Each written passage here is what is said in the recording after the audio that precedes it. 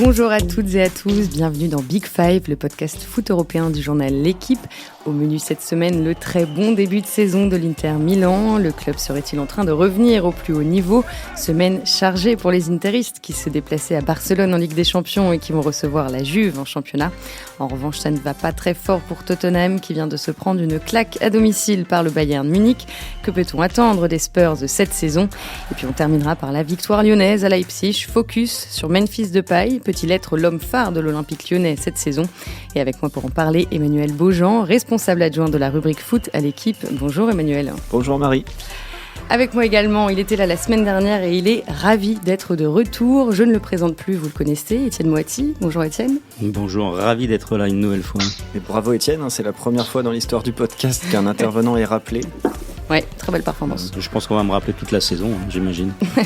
On verra ça. Et puis nous sommes en ligne aussi depuis Rome avec Mélisande Gomez, grand reporter, spécialiste de l'Italie. Bonjour Mélisande. Bonjour. Les présentations sont faites et maintenant c'est parti. L'Italie ne serait-elle pas en train d'assister à la renaissance de l'un de ses clubs les plus emblématiques ? L'Inter Milan réalise un début de saison canon, 6 matchs, 6 victoires, 13 buts inscrits pour 2 encaissés. Les interistes sont en tête de la Serie A avec 2 points d'avance sur la Juventus Turin. En Ligue des Champions, c'est un petit peu plus compliqué. Après un match nul contre le Slavia Prague, ils ont perdu à Barcelone mercredi, 2-1. On en parlera un peu plus tard. Je voudrais qu'on commence avec celui qui est peut-être l'artisan principal du bon début de saison de l'Inter, son entraîneur Antonio Conte. Il est italien, il a 50 ans et un palmarès bien fourni. 3 scudetti avec la Juve de 2012 à 2014, un titre de champion avec Chelsea en 2017 et une Coupe d'Angleterre l'année suivante. Il est arrivé en Lombardie le 31 mai dernier. Emmanuel, est-ce que tu penses que c'est l'entraîneur idéal aujourd'hui pour l'Inter Milan ? Oui, ça en a tout l'air. C'est vrai que ça fait bizarre de voir l'Inter tout en haut de la Serie A. Il faut préciser aussi que le redressement date aussi d'il y a 2 ans, puisque Spalletti a quand même réussi à redresser le club petit à petit. Il y a eu cette qualification en Ligue des Champions, mais c'est sûr qu'avec Conte, ça apporte beaucoup de rigueur. C'est un entraîneur qui souvent réussit sur de petits cycles de 2 à 3 ans. Et cette solidité, 2 buts encaissés seulement, en Serie A, on s'en est tout de suite aperçu. Ça donne un autre visage à son Inter, ça donne d'autres perspectives. Et c'est vrai qu'on était habitué ces 10 dernières années à voir un club complètement à l'envers. C'était l'Internazionale, donc c'est vrai que c'était le melting pot d'énormément de joueurs, de nationalités. Il n'y avait pas vraiment d'équipe, il n'y avait pas de cohésion. Et on a plus souvenir des bids et des flops en transfert côté Inter avec cette inflation de joueurs, ces joueurs prêtés et des prêts à un effectif immense. Je pense à Joao Mario, à Gabigol, à Kondogbia, à Taider, Hernanes, Biabiani. Il y a eu énormément de joueurs qui ont été entassés. Et là, je pense qu'on est reparti dans un cercle vertueux. Alors, Conte, je le rappelle, c'est lui qui a initié le cycle des 8 titres de champion d'affilée de la Juve en 2012. À chaque fois qu'il a remporté le titre de champion, il a été nommé entraîneur de l'année d'ailleurs. Est-ce que l'Inter peut à nouveau imaginer gagner des titres avec Conte ? N'importe quelle équipe peut imaginer gagner des titres avec Antonio Conte. De mon point de vue, c'est un entraîneur qui correspond parfaitement à ce qu'est l'identité de l'Inter. Les derniers grands succès européens de l'Inter, c'est avec José Mourinho. Donc, c'est pas forcément le beau jeu qui est mis toujours en avant donc à l'Inter, mais donc c'est l'efficacité. Ils avaient perdu ça avec Antonio Conte, qui est un entraîneur quand même de très très haut niveau que les plus grands clubs européens veulent avoir. Évidemment que c'est un cycle court, sûrement comme l'a dit Emmanuel, parce que c'est pas quelqu'un qui reste très longtemps, c'est quelqu'un qui use les joueurs, mais quand il est là, l'équipe elle est très rapidement en place et c'est ce qu'il faut à l'Inter. Ouais, mais Lisande, on dit souvent que Conte, il use ses joueurs, il veut des joueurs morts de faim. Oui, il épuise ses joueurs à la fois physiquement et mentalement. C'est vrai que c'est pour ça qu'au bout d'une ou 2 saisons, en général, le vestiaire se fatigue. Mais d'un autre côté, c'est un des rares entraîneurs aujourd'hui à être capable à ce point de mettre sa patte sur le jeu d'une équipe et qui est pas un jeu défensif. C'est assez réducteur de le voir comme ça. On l'a vu hier soir, c'était spectaculaire pendant la première période. C'est un entraîneur qui impose un jeu très particulier, qui a des vrais principes tactiques, mais qui demande énormément d'intensité à ses joueurs dans tous les aspects du match et dans tous les aspects des entraînements. Et du coup, il peut être effectivement un peu fatigant. Mais pour un joueur, avoir Antonio Conte comme entraîneur, c'est quand même la garantie d'être bon, parce qu'il a cette faculté de tirer à chaque fois le meilleur de ses joueurs. Et c'est sans doute sa plus grande force, en fait, Conte, c'est qu'il travaille tellement tactiquement sur toutes les situations de match que les joueurs, quand ils entrent sur le terrain, ils sont sûrs d'eux, ils ont une énorme confiance en eux. Et ça a été assez frappant hier soir avec des très jeunes joueurs qui découvrent la Ligue des Champions cette saison et qui, au Camp Nou, jouent comme s'ils étaient à domicile, quoi. Alors, on va parler du jeu et du match contre Barcelone dans un instant. Avant, je veux juste repartir un petit peu en arrière pour parler des propriétaires de l'Inter Milan. Donc, l'Inter a longtemps appartenu aux Moratti, une famille d'industriels italiens. Le club a été racheté en 2013 par un homme d'affaires indonésien, Eric Thohir, et ensuite, 3 ans plus tard, par le groupe Suning, un groupe d'électronique chinois. Mais Lisande, aujourd'hui, quel est le projet sportif de Suning avec l'Inter ? C'est pas un projet sportif qu'avec l'Inter. L'Inter, c'est le fleuron de Suning. Alors, c'est un groupe de distribution d'électronique, c'est un mastodonte chinois qui doit faire 20 milliards d'euros de chiffre d'affaires par an. 27 Suning. milliards, oui. Donc il y a Alibaba et pas très loin derrière, il y a Suning. Et ils ont comme projet de se développer dans le football. Ils ont un club en Chine déjà. Ils ont acheté l'Inter. C'est vrai qu'avec Thohir, le président propriétaire, il n'y avait pas eu assez de moyens et assez de clarté dans la politique sportive aussi du club. Mais là, Suning, c'est d'énormes moyens. Ils ont fait un mercato cet été monstrueux. Ils ont investi 200 millions d'euros dans le mercato. Ils ont les reins très solides. Ils ont un projet de nouveau stade qui sera financé par les clubs, le Milan et l'Inter, et donc ils sont prêts à mettre 1 milliard d'euros dans un stade, à 2 clubs. Mais donc c'est pas ce qu'il y a Suning, c'est que c'est possible. Voilà, donc l'Inter, là, pour le coup, c'est le premier grand club européen à être sous pavillon chinois, mais il y a d'énormes moyens derrière et énormément d'ambition, parce qu'ils veulent, le projet des Chinois à terme, c'est d'organiser une Coupe du Monde de football, c'est de développer le football dans le pays. Et Suning c'est un peu le fer de lance. Ils ont les moyens, ils ont l'ambition, et ils ont aussi eu l'intelligence de mettre des hommes dans le club, qui connaissent le football italien et le football tout court, parce qu'il y a un administrateur délégué, Beppe Marotta, l'ancien de la Juventus et de la Samp, qui est arrivé, on va dire, au printemps dernier. Enfin, il y a 1 an, quasiment maintenant, plutôt. Et quand il a pris les rênes du club, voilà, ce qui manquait, en fait, au début à Suning, comme il avait manqué à Eric Thohir, le président propriétaire, c'est des politiques sportives claires avec des hommes compétents. Ils ont eu l'intelligence de le faire avec Marotta. Et après, tout va aller en suivant. C'est-à-dire que ce qui manquait à l'Inter sur les dernières années, c'est des moyens. Longtemps, vous l'avez dit, c'était un club financé par un mécène, comme l'était d'ailleurs le Milan. Ça a été 2 clubs énormes, mais c'était vraiment des modèles économiques qui sont plus possibles aujourd'hui. Il y a un mécène qui a arrosé le club avec de l'argent, Moratti en l'occurrence.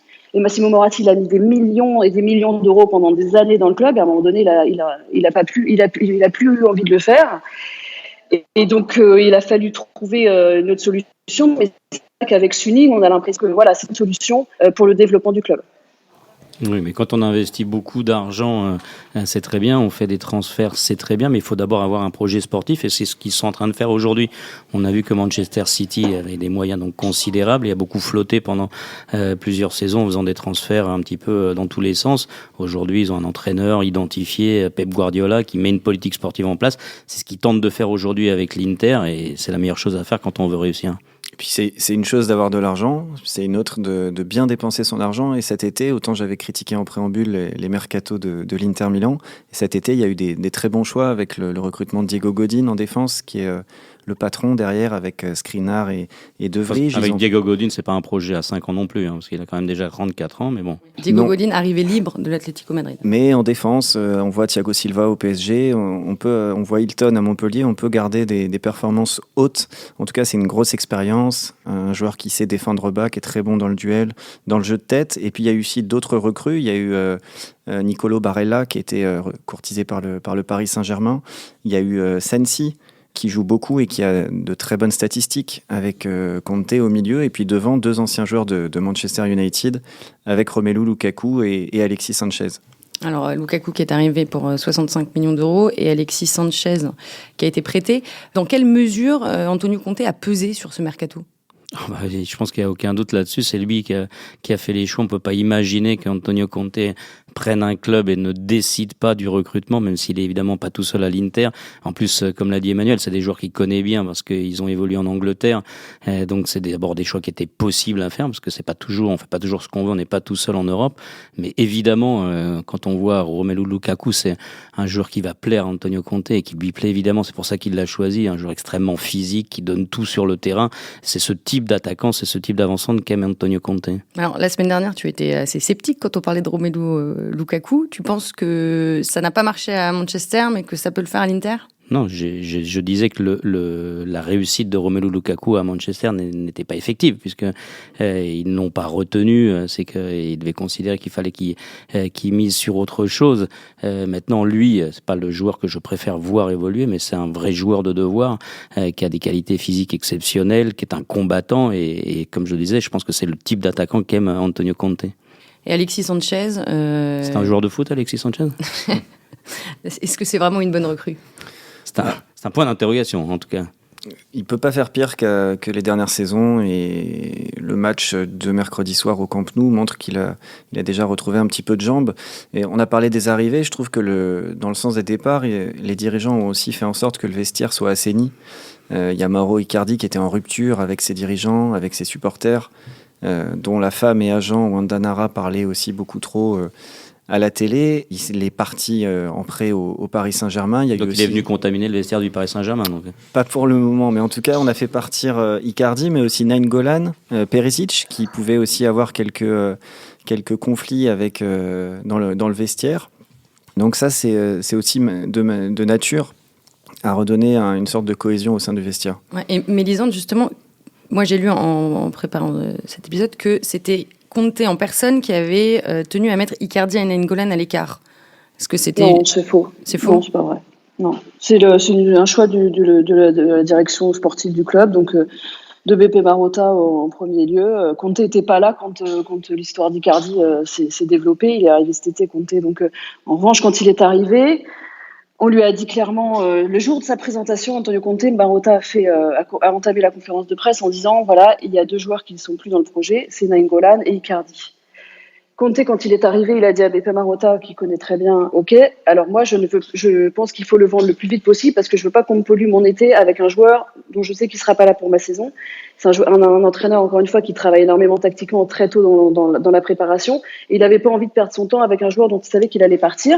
Donc, il a demandé à ce que ce soit vite réglé. Bon, finalement, ça n'a pas du tout été vite réglé, mais c'est pas Conte qui a décidé de pas travailler avec Icardi. Au contraire, je pense que un attaquant du profil d'Icardi, ça plaît à pas mal d'entraîneurs et c'est pas un joueur compliqué du tout à gérer dans un vestiaire. Ce qui s'est passé, c'est surtout que sa femme a un petit peu crispé les positions. Mais Icardi en lui-même, c'est un professionnel exemplaire.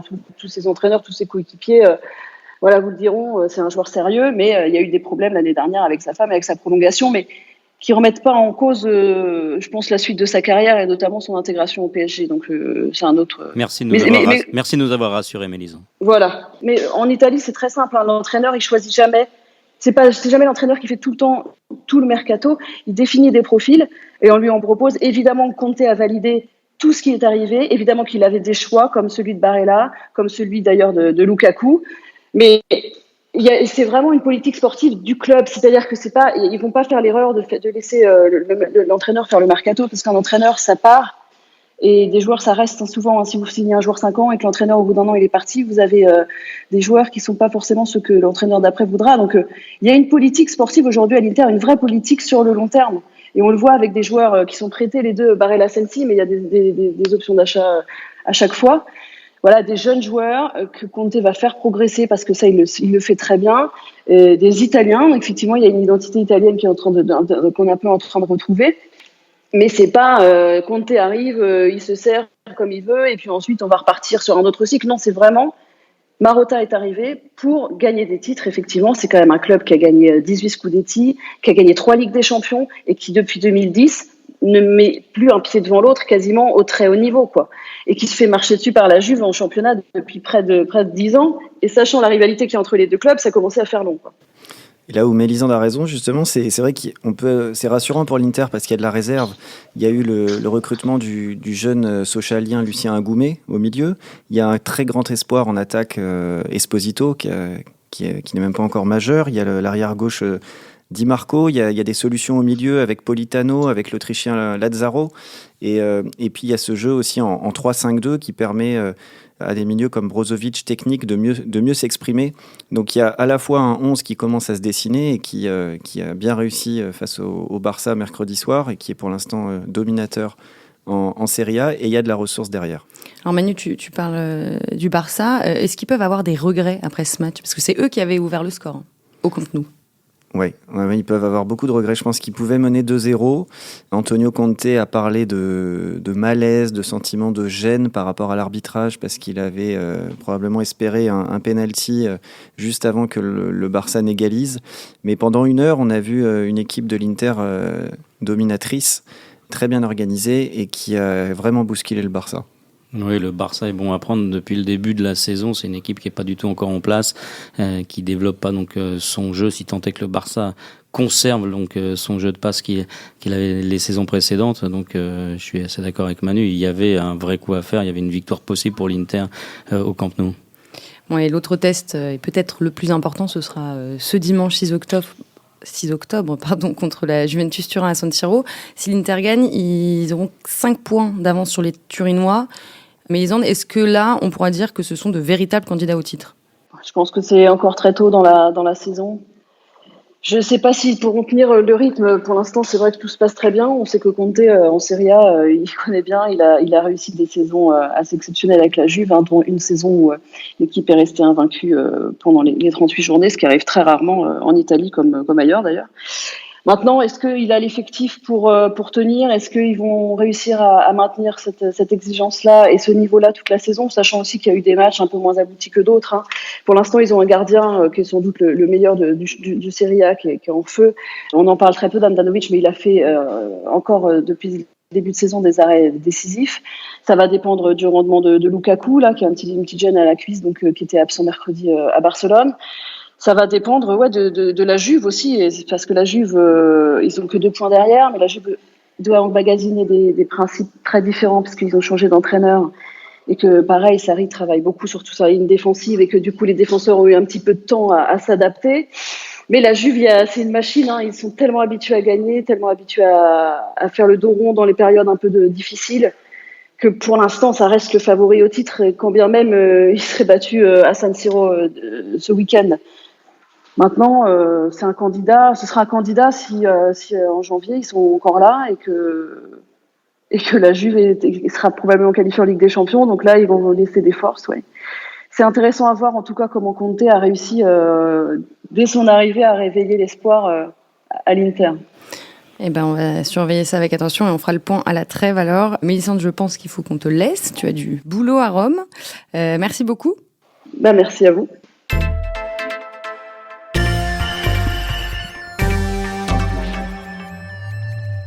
On part en Angleterre maintenant et à Londres plus précisément où les Spurs de Tottenham ont été écrasés par le Bayern Munich mardi. Défaite 7-2. C'est la plus lourde défaite de leur histoire à domicile.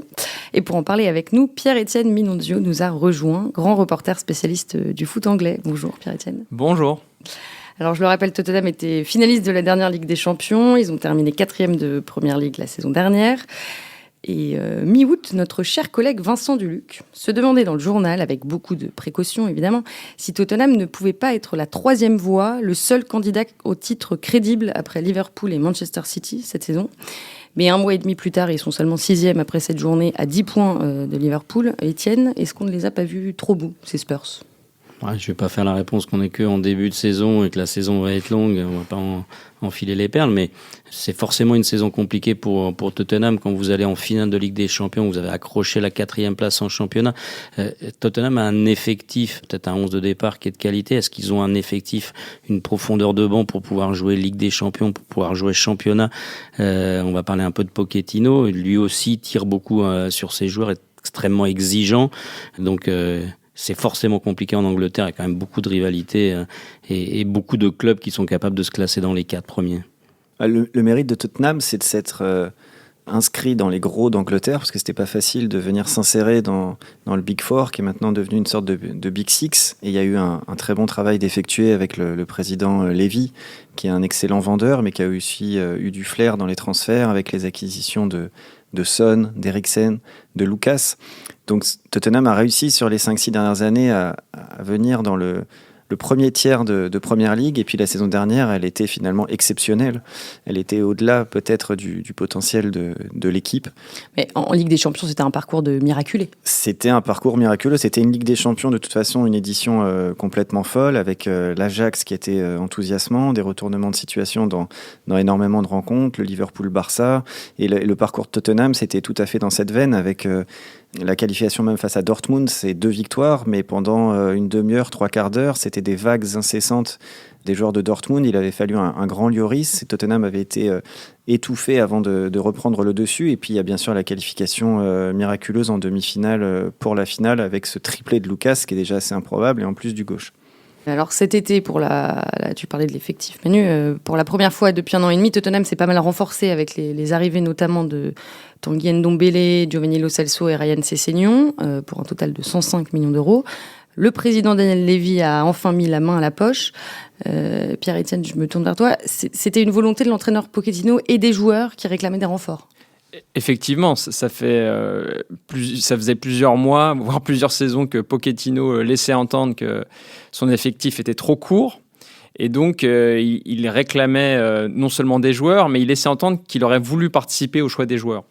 Et on sent bien qu'aujourd'hui, il y a une tension à la tête de Tottenham sur le fait que, comme vous l'avez laissé entendre, le choix, les recrutements est fait par le président. Et d'ailleurs, c'est quand même assez fou parce que la saison, elle a commencé dès l'avant-saison. En fait, le 30 juillet, Pochettino, il avait dit lors d'une conférence de presse, ne m'appelez plus manager, mais simplement entraîneur, parce que j'ai absolument pas mon mot à dire sur le recrutement. Et donc, on sentait déjà qu'il y avait une amertume, et peut-être qu'aujourd'hui, ce qui se passe en ce moment, c'est une conséquence de ces tensions-là, en fait. Oui, mais en même temps, comme le disait Manu tout à l'heure, il y a plutôt eu de la réussite dans les recrutements qui ont été faits par Tottenham. Il y a une vraie capacité de négociation intelligente dans le sens des achats et dans le sens des ventes pour Daniel Levy. Donc évidemment, les entraîneurs, comme on l'évoquait tout à l'heure, donc avec Antonio Conte, ils ont toujours envie d'être les décisionnaires. Est-ce qu'ils doivent l'être à 100%? Moi, je ne crois pas. Et je pense que Daniel Levy prend quelques conseils avant de contacter un joueur. Et je pense qu'aussi, quand même si c'est lui qui décide au bout du compte, il doit quand même sonder un tout petit peu Pochettino. Alors, Daniel Levy, c'est le président le plus ancien de Première Ligue. Il est arrivé en 2001. Est-ce que tu peux nous parler un peu de ce personnage emblématique en Première Ligue, Pierre-Etienne? Oui, personnage étonnant. Il doit avoir 57 ans. Il est passé par Cambridge. C'est quelqu'un qui est très, très discret. Et comme l'a dit Étienne, qui a fait vraiment sa réputation sur le fait d'être implacable en négociation. Il est très fort notamment pour négocier le 31 août. Le dernier jour, quand tout le monde est sous pression, lui, il reste calme, il impose ses conditions. Je te coupe très rapidement. J'ai retrouvé une déclaration d'Alex Ferguson en 2008 après le transfert de Dimitar Berbatov de Tottenham à Man U.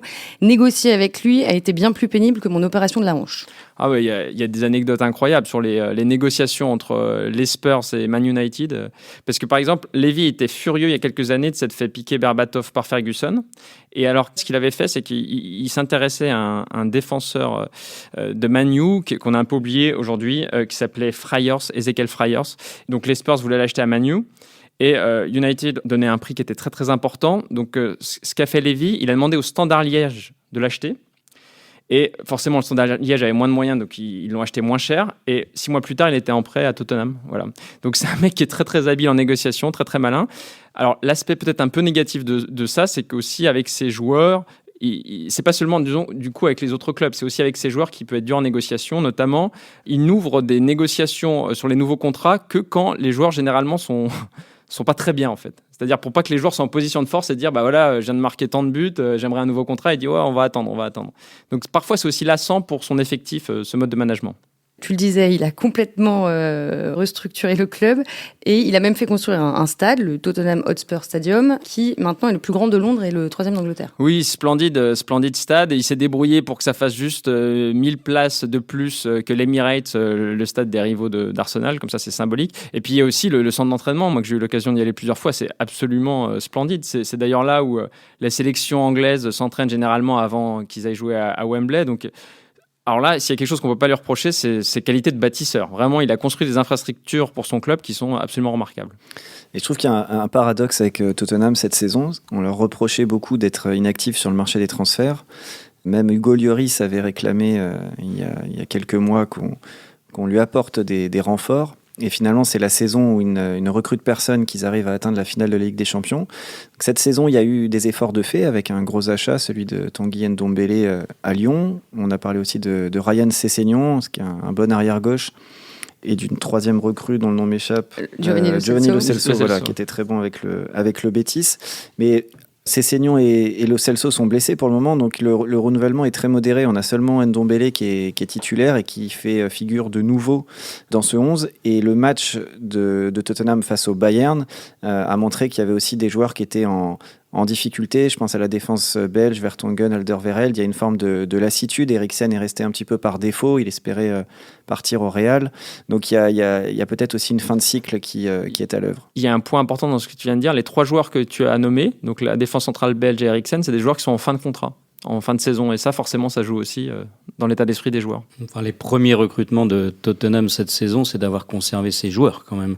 Parce qu'à une époque pas très lointaine, les meilleurs joueurs de Tottenham partaient dans d'autres grands clubs européens ou dans de vrais grands clubs européens. Et aujourd'hui, quand vous êtes capable de garder Harry Kane, qui est un attaquant que tous les grands clubs européens aimeraient avoir, qui a une valeur marchande qui est absolument colossale, qui tourne autour de 150 millions d'euros.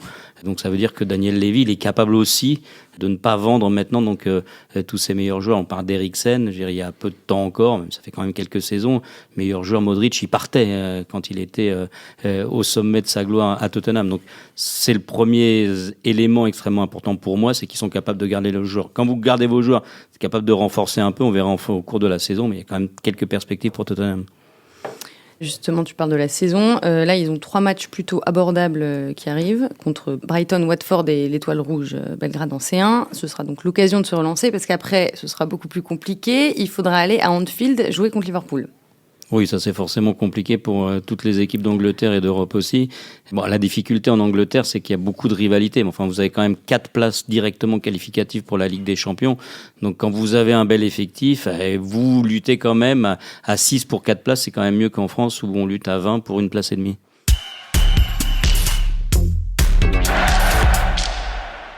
Et puisque tu parles de la France, Étienne, on va y aller justement. On referme la page Tottenham pour parler de nos amis lyonnais en Ligue des Champions. Belle performance de l'OL mercredi qui est allé gagner à Leipzig 2-0. Des buts de Memphis Depay et Martin Terrier. Lyon respire enfin après 7 matchs sans victoire. Je voudrais qu'on parle de Memphis Depay. Est-ce que c'est vraiment un pilier à Lyon ? Moi, j'ai l'impression que c'est la star de l'équipe. En tout cas, c'est le statut qu'il revendique. Nabil Fekir est parti, Tanguy Ndombele aussi. On n'a plus toute cette ossature lyonnaise issue du centre de formation avec Lacazette, Tolisso, etc. Donc il y a Anthony Lopez qui est resté, mais ça reste c'est un gardien. Donc pour marquer des buts et marquer également les fans, c'est Memphis Depay qui peut faire l'étincelle. Mais Depay revendique ce statut, mais il est quand même très inconstant.